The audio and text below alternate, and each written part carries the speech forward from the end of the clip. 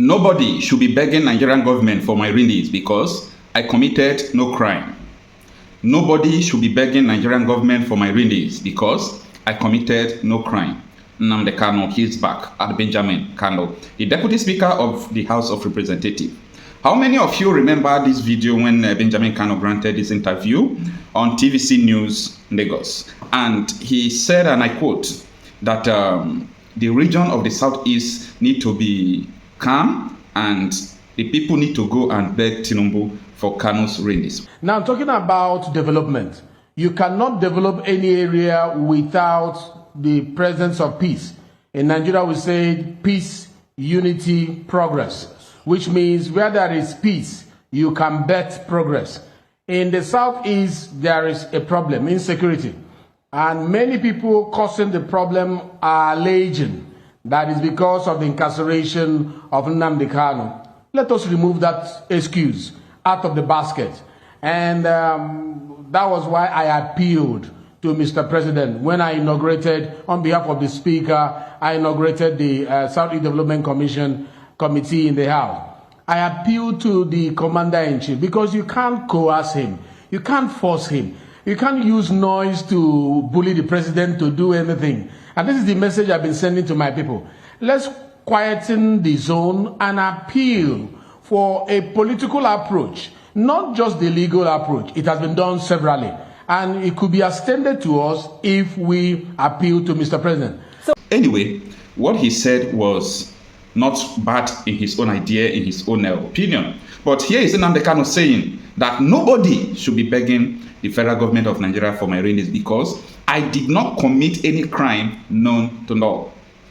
Anyway, the issue of the adoption, the kidnap, and the court process of Nnamdi Kanu is so complicated that if you can spend your time and study everything that transpired up to today, you will do nothing but just to say that Nigeria is a crime center.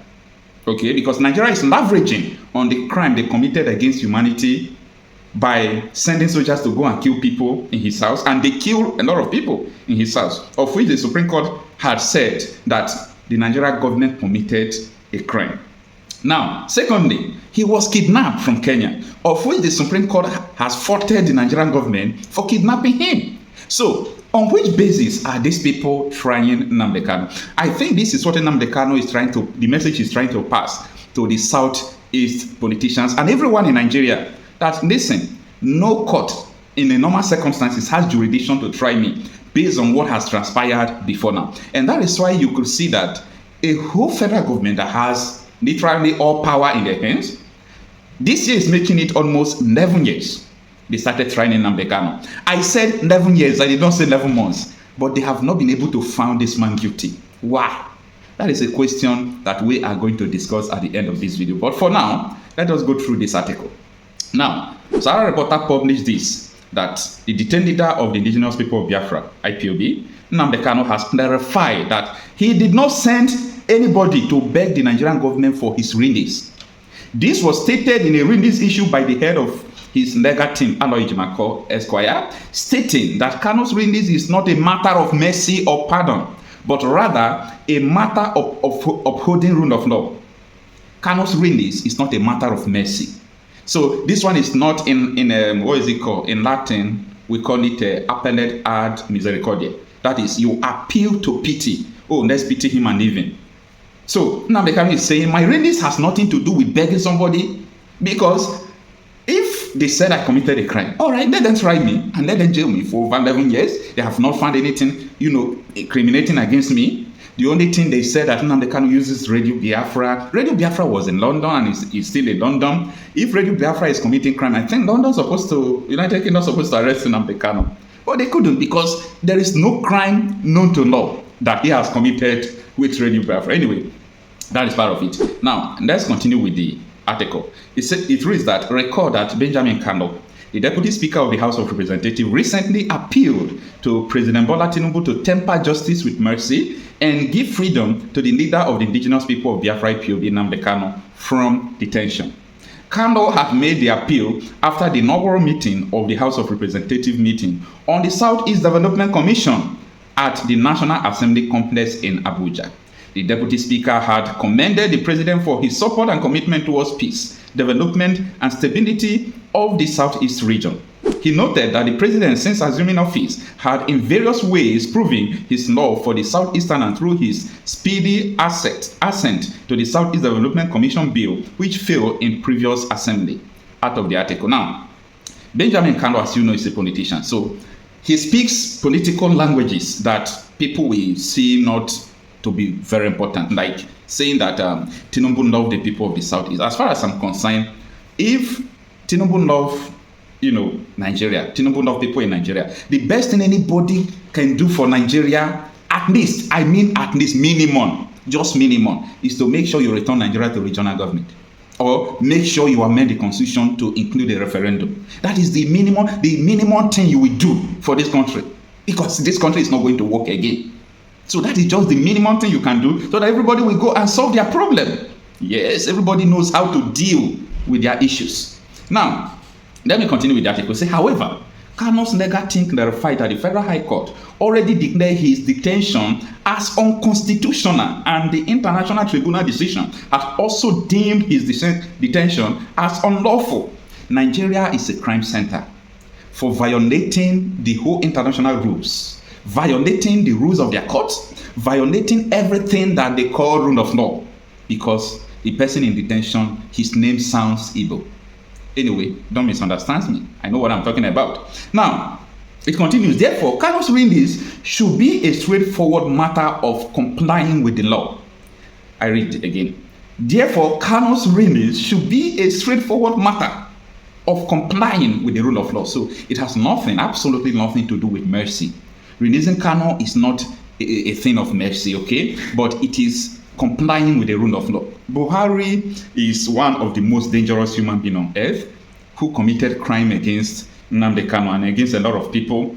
His administration was found sponsoring terrorists, doing everything, and where are they today? And that is why I am telling people, everything you are doing today, just remember, it is not going to last forever. So every power you have today trying to cause pain to your people, it's not going to last forever, okay? Now, the article continues that the IPOB leader also stressed that he had committed no crime and that his detention was a result of the Nigerian government's attempt to criminalize his right of self-determination. And that is what I have been fighting on social media right from time. Because the average dumb Nigerian people is that when you said, I want Nigeria to separate, I want a referendum, I want this, I want that, the first thing that comes to their mind is that it's a treason to say that. Hey, shame on you, shame on your thinking. And I wonder so many times the kind of schools people are going. Imagine someone who is a graduate will come to tell you that agitating for your self-determination is a crime. Just imagine. Anyway, his lawyer wrote, during my visitation with Nnamdi Kanu yesterday, he made it abundantly clear that while he is deeply appreciative of the efforts and the widespread calls being made by well-meaning individuals and groups to secure his release, he, however, instructed his legal team to issue the following clarifications. These are the clarifications Nnamdi Kanu issued. So it is 5. We are going to follow it one after the other. Don't miss anyone. Now, number 1. The matter of the release of Nnamdi Kanu is not an act of mercy, pardon, executive clemency, or even amnesty. Instead, it should be an act of simply complying with the subsisting Federal High Court judgment that declared his detention as unconstitutional, or even the Eastern International Tribunal decision that separately declared his detention as unlawful. Alternatively, the decision to free him from detention and discontinue his infamous prosecution can be made by simply resorting to the constitutional provision that empower the Attorney General of the Federation to discontinue any prosecution on the directives of the President. This is number 1 thing Nnamdi Kanu is issuing. It's like a directive, a warning, telling people that this is this. Okay, number 2, Nnamdi Kanu is adamant that nobody should plead or beg anybody on his behalf because he has committed no crime. Self-determination, which is the real issue that got twisted to suddenly become a high crime, is an inalienable right guaranteed under the laws of Nigeria, the United Nations, the United Kingdom, and Kenya. Thus, the perverse and unlawful criminalization of the exercise of the right should not unwittingly be encouraged through some misguided appeal for pardon, clemency, or mercy. Thus, releasing Mazi Nnamdi Kanu is not an act of mercy or pardon, but an act of abiding by the rule of law. 3. Inasmuch as those calling for his release are sincere, their calls for pardon or clemency may be misconstrued as a green light to the executive branch or even the courts to violate the rule of law by continuing the subject, Mazi Nnamdi Kanu, to a prosecution or trial that does not comport with the tenets of the Constitution and Nigeria Treaty obligations. Number 4. Instead of begging, those desiring his release should emulate the language and tact used by Afenifere, Ohanaeze World Igbo Congress, ranking members of the National Assembly, American military veterans of Igbo descent, ambassadors for self-determination based in America, the international community, and a host of others who have made it clear that Nnamdi Kanu deserves to be released because he has committed no offense known to law. If truth be told, it is Nigeria's executive branch which extraordinarily redemption Mazi Nnamdi Kanu that should show contrition for resorting to extraordinary redemption, which is a state crime under international law and the common law.